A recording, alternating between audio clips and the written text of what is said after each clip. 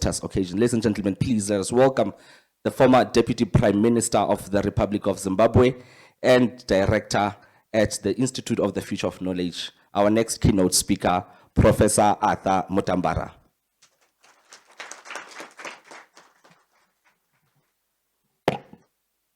Thank you very much for that propaganda spreading over my name.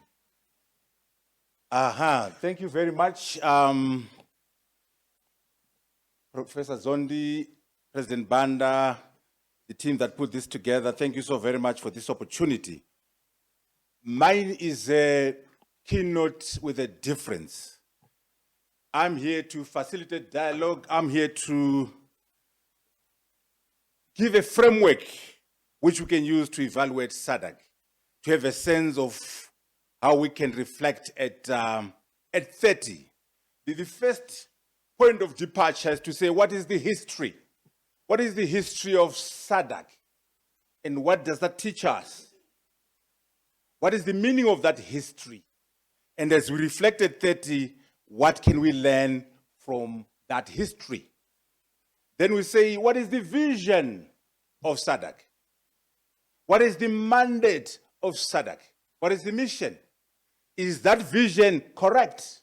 Is that mandate correct? Is that mission correct? Maybe we should change it for the future.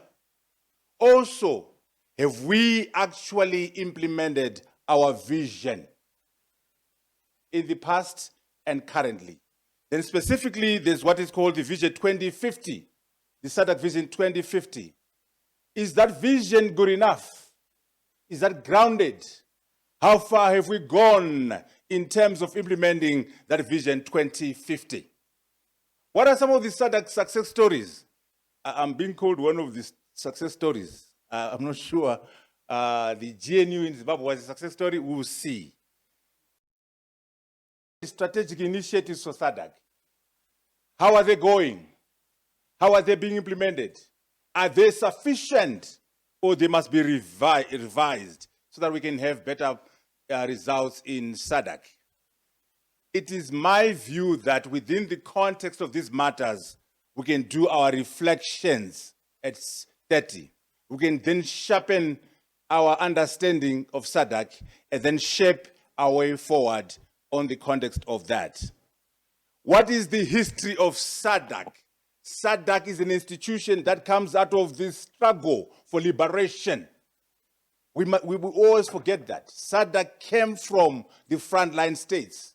What are the frontline states about? The freedom of Zimbabwe, the freedom of Namibia, the freedom of South Africa.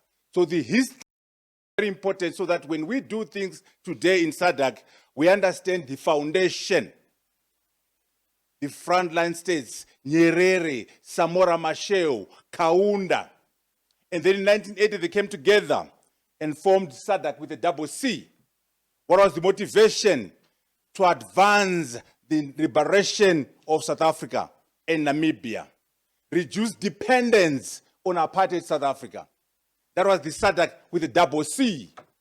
Effective coordination and utilization of country strengths. South Africa was destabilizing the region. So the African leaders and their people came together and say, how do we delink ourselves from apartheid? And how do we maximally utilize the strengths of our different countries? How do we embrace basic development and regional integration, forging linkages to create genuine and equitable regional integration? This is the foundation of SADC. Starting with the SADC with a double C in 1980. Promote the implementation of national, interstate, and regional policies. A page of history is worth 10 volumes of logic. A page of history is worth 10 volumes of logic. So if we are to understand the mandate, the motivation, the success or lack of it of SADC, let us be grounded in history. And that history will teach us how best we can take SADC forward. Then on the 17th of August 1992, SADC with a double C was transformed into SADC, which we are evaluating today. 30 years later, August 2022 is 30 years from 1992. There was a transformation from the double C to the 1C. What was new now? South Africa was getting towards its independence. I know they want to call it freedom. You also needed independence here. You also needed freedom here. Just like Angola, just like Zimbabwe, just like Zambia. The liberation was coming through. Mandela was out of prison. We had now doing CODESA. We're moving towards 1994. Then SADC was born. What is the motivation now? Focus on integration. Focus on economic development. Because Namibia is now free. South Africa is heading towards 1994. The colonial liberation agenda is receding. But what about economic independence? What about economic emancipation? What about economic development? So SADC was formed as a continuation of liberation politics, but now with an emphasis on economics. We now have freedom, political freedom, but we don't have economic control. In South Africa today, we have economic apartheid. What came through in 1994 was political independence. The white power structure, white monopoly capital still controls the economy in South Africa today.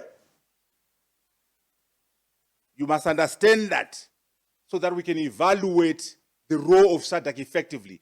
The motivation in 1992 was now saying, okay, we now have political independence in Zimbabwe, in Zambia, in Angola, in Mozambique. South Africa is going to be free soon politically in 1994, but economics. So the focus was now on integration of economic development. And so the SADC Treaty was signed establishing SADC and setting up the objectives, institutions, and systems of operation. Are those institutions good enough? Are those objectives correct?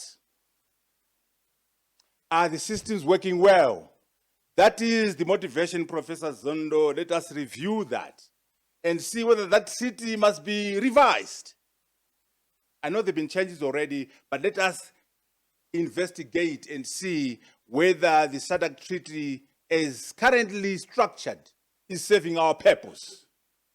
The need for stronger regional integration throughout Southern Africa in order to further the development of the region. Remember, the emphasis is on the region, not country. Regional sovereignty as opposed to national sovereignty. Right now, our small-minded leaders in South Africa, in Zimbabwe, in Angola, are consumed by national sovereignty. My little Zimbabwe, my little Angola, my little South Africa, shame on you. You're not in the spirit of SADC. The spirit of SADC says, in order to further development in the region, not in your little country. In SADC, throughout Southern Africa, not in your little Botswana. A page of history is worth 10 volumes of logic. We must make sure as we run our countries within SADC, we are running them with the spirit of SADC, which is about regional integration, which is about further development of the region.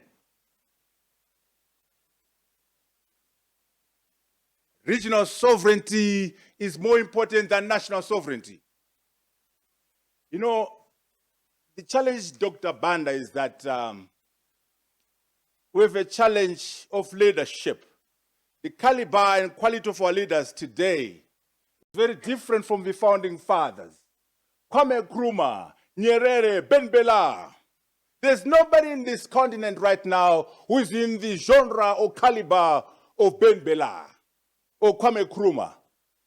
All these leaders, myself included, are not in the genre of Kwame. What did Kwame Nkrumah say?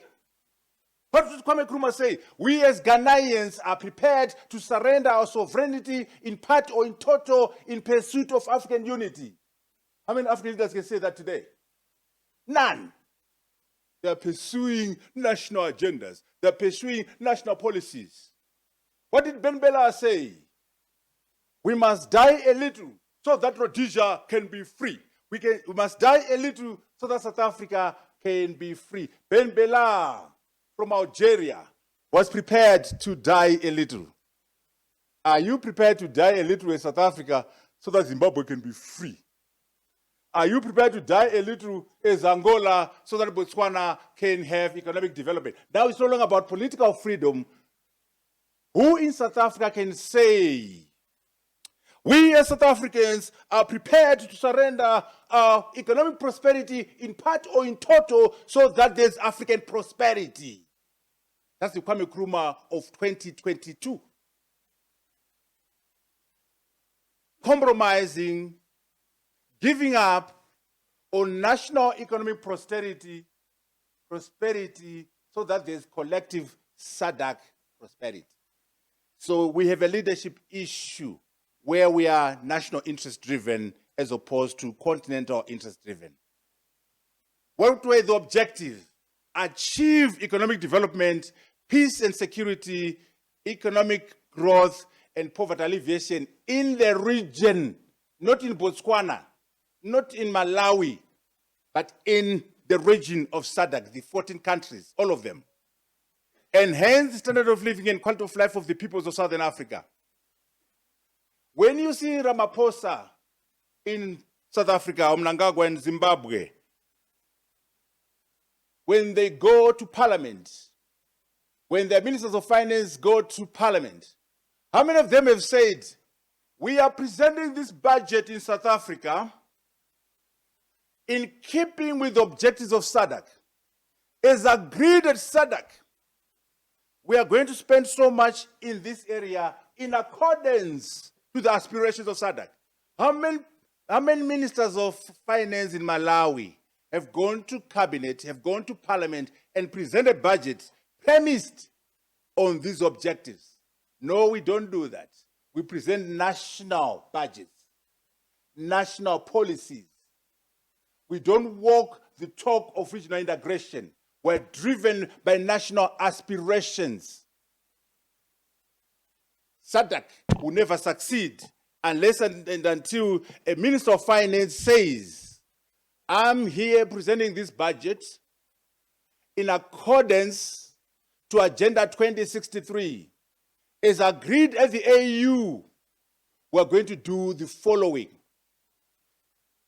In other words, we are saying we must have the African continental agenda first, and then the SADC agenda second, and then the national agenda third. Are you ready? I'm sure you're not ready. Are you prepared to say, I'm an African first, a citizen of SADC second, and a South African third? Are you prepared to put your national sovereignty as number 3? If you are not prepared to do that, you're not serious about SADC. Because the objectives are about the region. Common political values, institutions, defend peace and security, these are the details. We must judge ourselves by looking at those items in Article 5 of the SADC Treaty. How have we stayed loyal to these items of the treaty?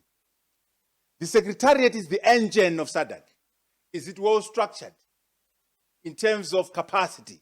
Is it well structured in terms of institutions? Is it well structured in terms of the agenda? This is the framework. I said I'm going to give you a framework which we can use to judge the success or lack of it of SADC. The vision of the Secretariat. First and foremost, are we in agreement with that vision? Should we revise that vision? Secondly, have we walked the talk of the vision? A reputable, efficient, and responsive enabler of regional integration and sustainable development. That's how the Secretariat sees itself. That is the SADC vision. Is it good enough? You tell us in this forum. How far have we gone in terms of executing this vision? Building a strategy around this vision, building an implementation matrix to achieve this vision. And its mission, provide strategic expertise and coordinate the harmonization of policies and strategies to accelerate regional integration and sustainable development. That is the current mission as it stands. Are we walking the talk? Is the vision good enough? These are the issues we must grapple with as we reflect in the year 2022 after 30 years. And the mandate is currently stated: strategic planning and management of the programs of SADC, implementation of decisions of the summit and council, organization and management of SADC meetings. The mandate of the secretariat as given. Are they doing what they're saying they want to do? And are we happy with that mandate as the people of SADC? By the way, SADC must not be understood as an association of governments. SADC must be about civic society, about the people, about business. In other words, SADC must be about the people of Southern Africa as opposed to the leaders only. There's been what is called the SADC Vision 2050. Again, I would want to see us interrogate this vision and say, are we happy with this vision? What does it say? 3 pillars of the vision 2050 for SADC. Industrial development and market integration is pillar number 1. Infrastructure development in support of regional integration. President Banda spoke about this. We need infrastructure that supports integration. You can't talk yourself into integration. You must build the infrastructure that enable and facilitate integration. How are we doing on that pillar? Social and human capital development is the 3rd pillar. Are these pillars exhaustive in terms of our aspirations? And these pillars must be built on a firm foundation of peace, security, and good governance. Where are we in Mozambique on peace? Where are we in good governance in Swaziland and Zimbabwe, Angola, and South Africa? Where is the good governance with all this corruption taking place in our domain? How are we doing in the region in terms of peace? How are we doing in the region in terms of credible elections? How are we doing in terms of running our state enterprises? By 2050, what is the vision? Peaceful, inclusive, competitive, middle to high income, industrialized region. Not South Africa, not Malawi, not Botswana, but region. Are we on our way to the promised land? Are we on track to that peaceful, inclusive, competitive, middle to high income, industrialized region? All citizens must enjoy sustainable economic well-being, justice, and freedom. Where is the justice in Zimbabwe? Where is the freedom in Zimbabwe? Where is the justice in Swaziland? Where is the freedom in Swaziland? Tell us. Another area where we need to do some investigation is to look at what are called the SADC strategic initiatives. There are quite a number of them. How are we doing on this? Are these the initiatives we want? How far have we gone in terms of implementing them? The industrialization strategy and roadmap, regional capacity building, green economy, climate change, regional indicative strategic development, action plan for industrialization. Where are these plans? But more importantly, remember when you're doing planning, it's easier to dream and have a vision. What's important is to have the strategic initiatives. Strategy is about the game plan. How do you take yourselves from where you are to the vision? But more importantly, you need what's called an implementation matrix. Who is going to do what? When are they doing it? Where are the resources coming from? And you need to do monitoring and evaluation. Where are the implementation matrices for these plans? How are we measuring success or lack of it for these plans? These are things we need to investigate as we reflect after 30 years of existence. And of course, let's look at our success stories, let's look at our failures, and learn from all those things. The GNU in Zimbabwe, I won't spend time on it. I've got a couple of books on it which I can share with you, but we can investigate and see. That was an interesting experiment where SADC intervened and brought people together, and yours truly became a deputy prime minister. and was running a country, thanks to SADC. And thanks to Dr. Fanda. Anyway, we must look at that and see whether it was successful or not. I'll give you, remember, I'm trying to facilitate, but let me give you my own ruthless critique. As I've already said, our major problem, Dr. Banda, is we talk SADC, we talk region, but we act nation.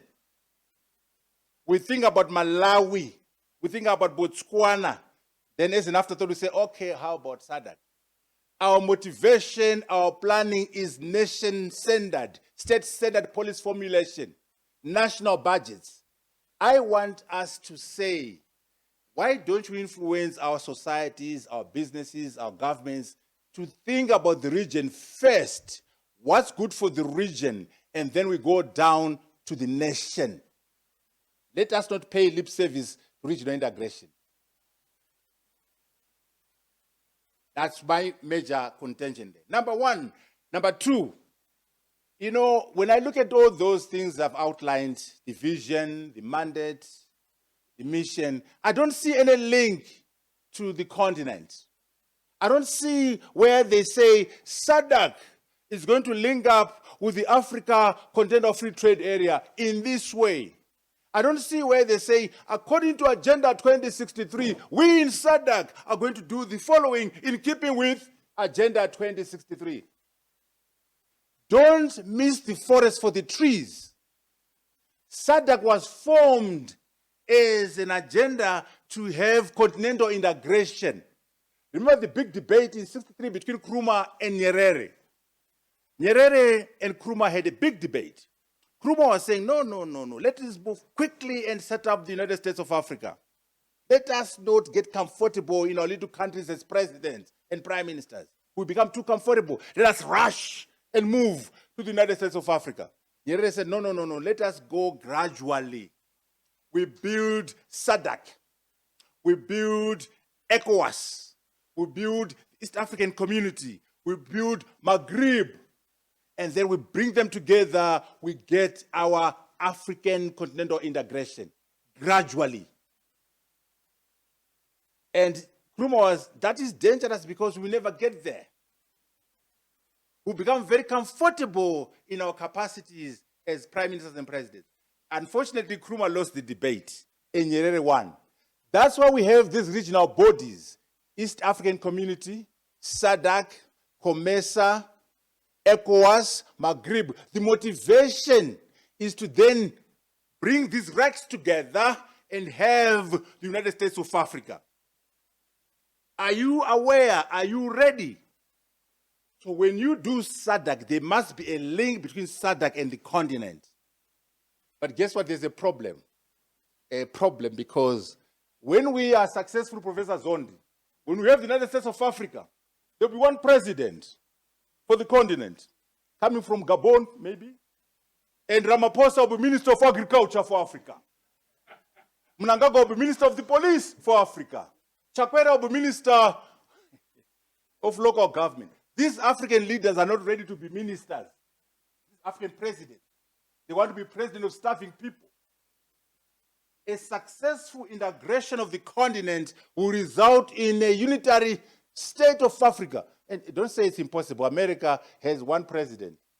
The Chinese, 1.4 billion Chinese have one president. They are doing just fine. So why do you need 55? Why do you need 54-4? So here is the problem. If the leaders are not prepared to surrender their presidency and embrace continental presidency, then they are paying lip service to integration. Because their self-interest says, I must be president of Malawi. I must be president of Tanzania. But what if we say, for the benefit of Tanzania, there must be no president in Tanzania. The president must come from Chad for the continent. And we'll give you a minister of tourism in Tanzania. How is that? And people start coughing and having a bad day. What I'm saying is you must understand that we are having SADC, we are having the AU driven by leaders who've got vested interests.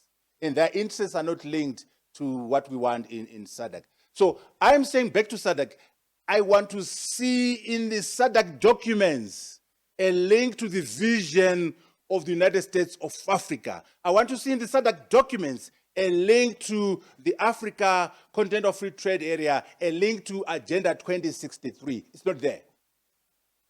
It's as if SADC is an end in itself. It's not. I want to see a link to the African diaspora. I want to see a talk about Pan-Africanism. Remember, the history of liberation is the history of Pan-Africanism. There's not much Pan-Africanism in our documents as SADC. We want to link up with Pan-Africanism. We want to link up with our colleagues in America, in the Caribbean. There must be a link to the diaspora, to the global south. The global south. Where is the link? I don't see the link to the global south within the SADC document. The UN SDGs, very important documents now on the SDGs. When I look at the material from SADC from 2021, from 2020, there is no reference to the ideas of the SDGs which the UN is talking about. I don't see a link to the fourth industrial revolution, the metaverse. Where is technology? Where is the metaverse in all these matters? So we are saying, let us be celebrating 30 years of SADC. Let us also be picking up lessons where things didn't go correctly.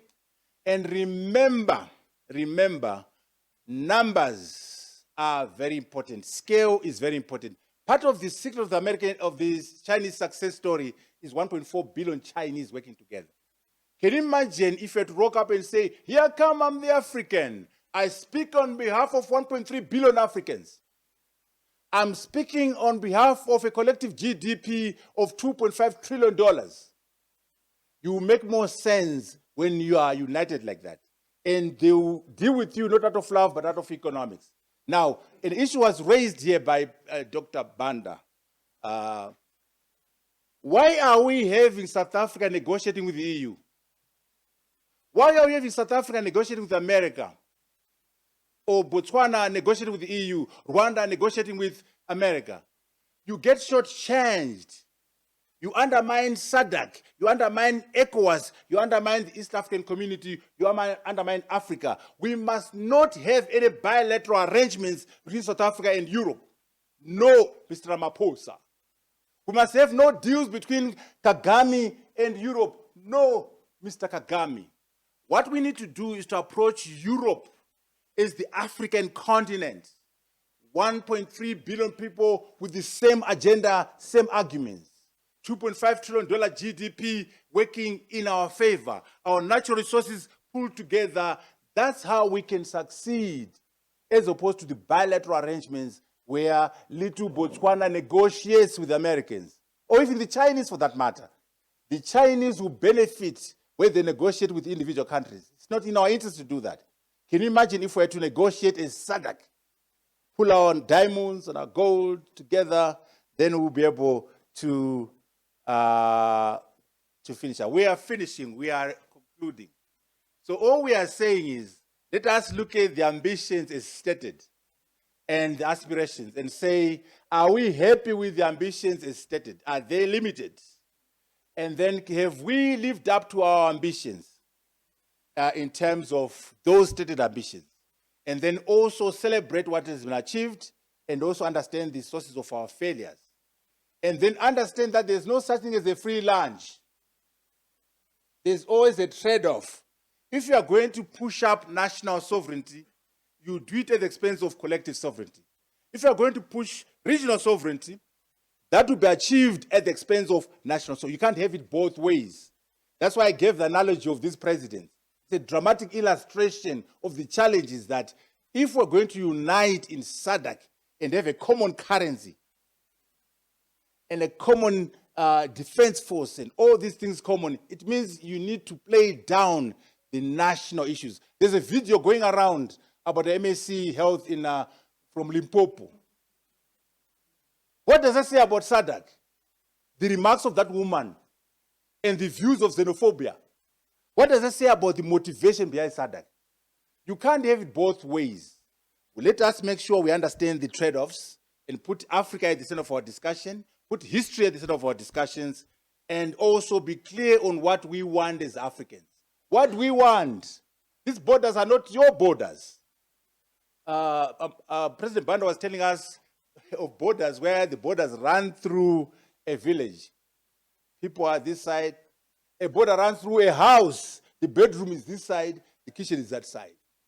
What kind of borders are those? Why are we respecting those borders? Take down those borders. That's the message, Professor Zondi. As we conclude, we must be able to reflect and push for the way forward. But there's no such thing as a free lunch. We are going to succeed as Africans. By the way, as I conclude, here's the final remark. I know people are driven by the national interest and so on, but you never be respected as an African until Africa has done well as a continent. They ask you, how's Rwanda, even if you're coming from Botswana? How's Malawi, even if you're coming from Nigeria? Because they see you as Africans, and there's nothing wrong with that. We must make sure that we understand this. We will never be respected as Africans until all Africans are doing very well. You are no superstar until the African economy is a superstar economy. I thank you so very much. I'll be very brief so that Dr. Banda can come through as well. The issue of multiple membership, it becomes a problem when membership of a REC becomes an end in itself. If we are all converging to the AU, if we're all converging to the United States of Africa, then the membership doesn't matter because we're going to be one anyway. But if we're going to have these RECs for the next 50 years, then it's a problem because you're going to duplicate efforts, you're going to undermine each other. So the dual membership becomes a problem because we're taking the membership of the East African community as an end in itself. We're taking a membership of ECOWAS as an end in itself. If we are clear on the vision on convergence, that we're going to be one, then it becomes a very temporary and non-consequential problem. East African community, very important. The East African community has done very well. As we discuss SADC, let us ask ourselves, what can we learn from the East African community? Because it is done much more than SADC, much more than COMESA, much more than ECOWAS. ECOWAS has done well, but I think I would agree with Professor there that the East African community has done very well. But they must also understand that they are not an end in themselves. The target is not Uganda, Tanzania, and Kenya, and Rwanda, and DRC. The target is 55 African countries as one, where Kagame is no longer a president, where Ruto is no longer a president, where Museveni is no longer a president. Are they clear in the East African community that we don't want them as president? We want one president. They are not. But we must learn from them. I must say, I totally agree with the advances and progress in that community. It comes from Nyerere, because Nyerere was forward-looking. So Nyerere is, I credit Nyerere actually with that progress in the East African community, because he did it early on in the 60s. It broke down, it came back. So the East African community is a good case study and must be learned from. Look, shared prosperity. My diamonds in Botswana, my oil in Angola, my gold in South Africa. That's the wrong framework. These are African resources for all Africans.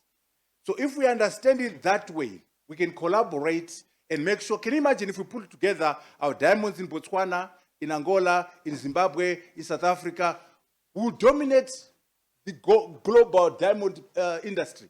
But if you operate individually, you're undermined. So I think it is possible to think about shared prosperity if we understand this as African resources, not Botswana resources or Malawi resources, but our collective Southern African resources. And then we can push the idea of shared prosperity. And the key issue is collective sovereignty. And our leaders are not there yet. I can tell you that. All they do, they meet and talk, and they go back to the nation. They meet and talk, they go back to the nation. Just watch the budget. With the budget, they say put your money where your mouth is, right? So watch how we do our budgets. I've never seen any minister of finance who talks about agreements at SADC, who talks about agreements at the AU, informing how they're going to spend the money for their country. It shows you that there is no commitment to the agenda, there's lip service. And also another problem is we're leaving SADC to leaders, to governments. We should not do that. I'm glad there are many civil society people here. SADC should be about the people of Southern Africa, about civil society, about journalists, about business, about students, about women, about young people. We must take away SADC from President Banda and give it to the Malawian youth. Right now, we've surrendered SADC to the leaders. It's a travesty of justice. We must make sure we place SADC where it belongs. What is the challenge? The African leaders are more concerned about their countries than the collective. The tyrants. Look, this is why we need to make sure that if we push regional sovereignty, then we'll be able to challenge Swaziland or challenge Zimbabwe or Angola and say, what you're doing in Angola is not in keeping with our aspirations as SADC. We will not allow you to undermine SADC. What you're doing in Swaziland is not keeping with our agenda as Southern Africa. So if we put a primacy of arguments, if we make sure that the region is more important than the country and operate at that level, we'll be able to try to leverage and handle the issue of the tyrants you refer to in your question. But right now, we have this non-interference doctrine that says we don't interfere with the domestic affairs of another country. And that undermines the effectiveness of the AU, that undermines the effectiveness of SADC, because we're putting a premium on national sovereignty. No, that premium must be removed, and if any leader is undermining their own people, we as SADC, the SADC people, must be able to intervene and try to urge and push people towards a collective good for the region. What is missing? What is missing? You said I was there. What is missing? No, look, the major problem is already, as I've articulated, that there are many good ideas you can see from the plans, but the issue is, one, there's no implementation planning. Implementation is a science. There's so many documents, so many visions, so many strategies, but they are very thin on what we call implementation planning, or what we call an implementation matrix. Who's going to do what? When are they doing it? Where are the resources coming from? How are you going to measure success or lack of it? All those things are missing in these plans. And also the SADC that I attended is delinked from the people.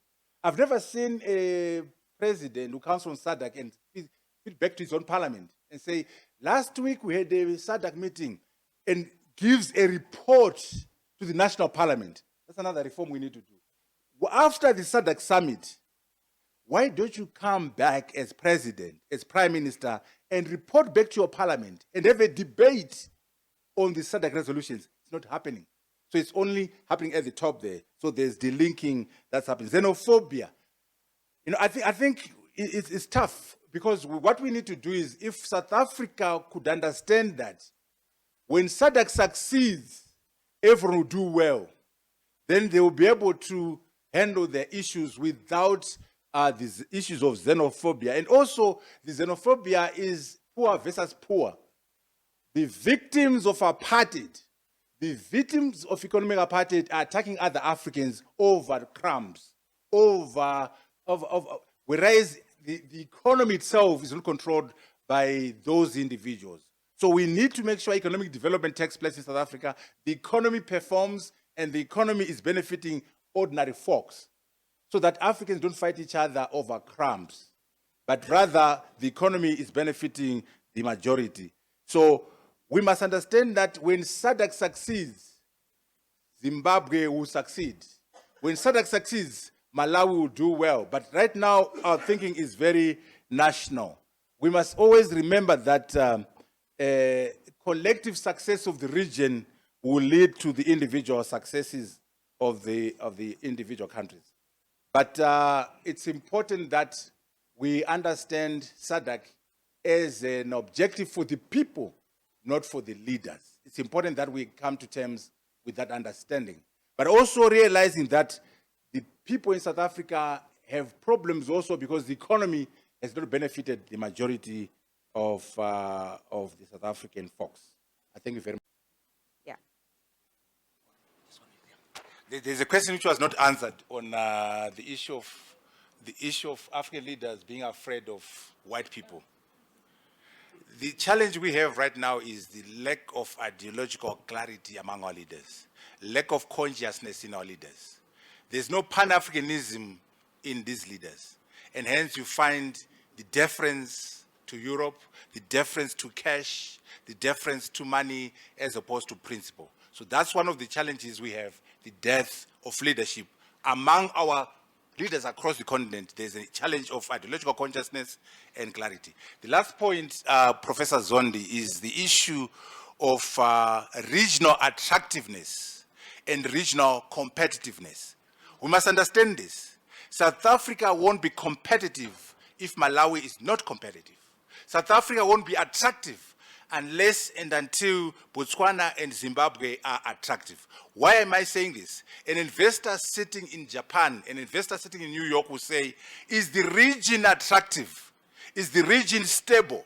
So it's in the interest of South Africa to make sure SADC succeeds. Because when the region and its numbers are attractive, it will make the region competitive and hence able to attract investors, as opposed to, so we are moving away from national competitiveness, national attractiveness to regional attractiveness, to regional competitiveness. But more importantly, we should aspire towards continental attractiveness and continental competitiveness. Thank you so much for those remarks. Thank you. Yes, let's give a hand to our... The University of Johannesburg, the future reimagined.